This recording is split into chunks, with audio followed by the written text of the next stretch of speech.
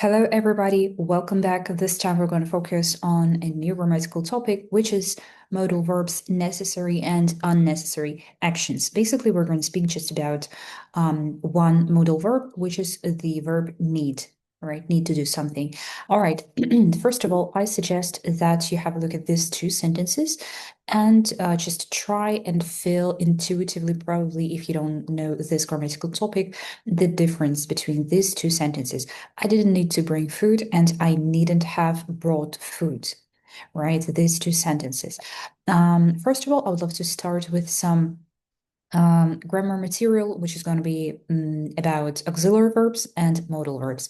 So first of all, we can use the verb need with an auxiliary verb. Auxiliary verb is the one that helps us to form a tense. For example, didn't need to or did somebody need to do something. In these two forms, did is an auxiliary verb. The same way, don't need to, doesn't need to. Here, the verb do is an auxiliary verb. Since we have an auxiliary verb, we need a lexical verb, right? The one that reveals the meaning, that contains the semantics of the whole sentence. So here, the verb need itself is going to be a lexical verb, right? It has its own personal meaning. Didn't need to, auxiliary verb, and a lexical verb. This way, we've got some kind of a formula, which is subject, right? The doer of the action, then do or does not, if we need this particle here, then need to base verb, right? So here the verb need is going to be a lexical verb.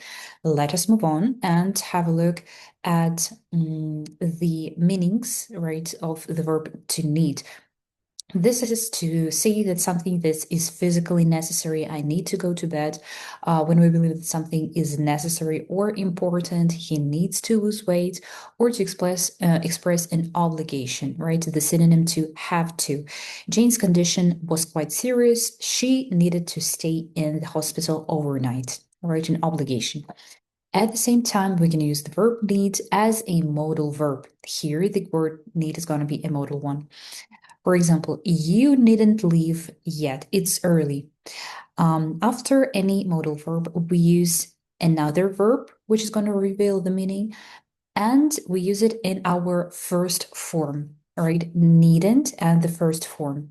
You needn't worry about the exam tomorrow. You've prepared really well. So we have two examples of the verb need expressed with in modal meaning in present and future context. Let us have a look how it's done in the past.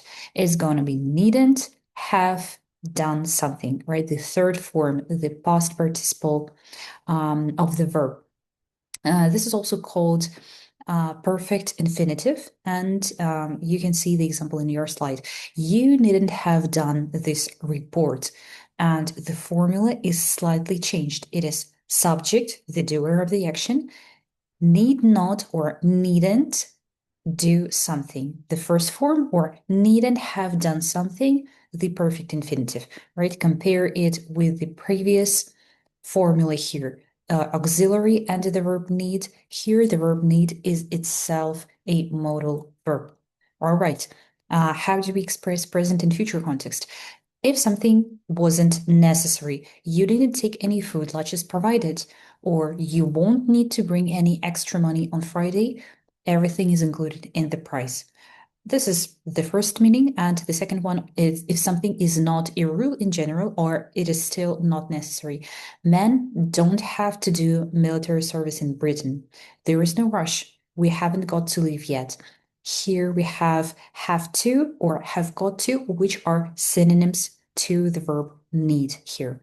All right, speaking about the past context, here are the two key explanations about the modal meaning and about the verb need used with an auxiliary verb, right?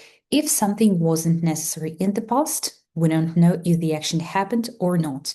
We can use either didn't need to or didn't have to. The pain went away So I didn't need to see a doctor, right? It was not necessary. I did not know if the action happened or not, if I saw the doctor or not. We didn't have to pay. It was free, right? It was not necessary. But even action happened in the past, right? We know for sure that it happened. Although it was necessary, we use needn't have done something, right? The perfect infinitive with needn't. You needn't have brought a camera. You can use mine. You needn't have gone, sorry for the mistake here. You needn't have gone to the photographers. There is a photo machine at the station, right? You can see the slide pretty clear that in the first one, you can see in the slide clearly that in the first case, we don't know for sure if the action happened, whereas in the second part, we know for sure that the action did happen in the past, although it was not necessary. All right, let us compare to these examples. Carol needn't have taken a towel. All right, so Carol took a towel, but it wasn't necessary. The gym provides them free of charge. Carol didn't need to take a towel. The gym provides them free of charge. We don't know if Carol took the towel or not, right? We're not sure. So getting back to the same examples that I gave you in the beginning of my presentation, please share your insights in the comments below. Please describe the difference between these two sentences so that other viewers may learn by your comments, so that we create a community who learn advanced grammar all together. So here are the exercises. Also, please share the explanations, the correct answers in the comments below if you wish. And thank you very much for watching this video. I do think that it was useful to you. If you have any further questions, please also type them in the comments below, and I'm going to see you in my next video. Thank you very much and goodbye.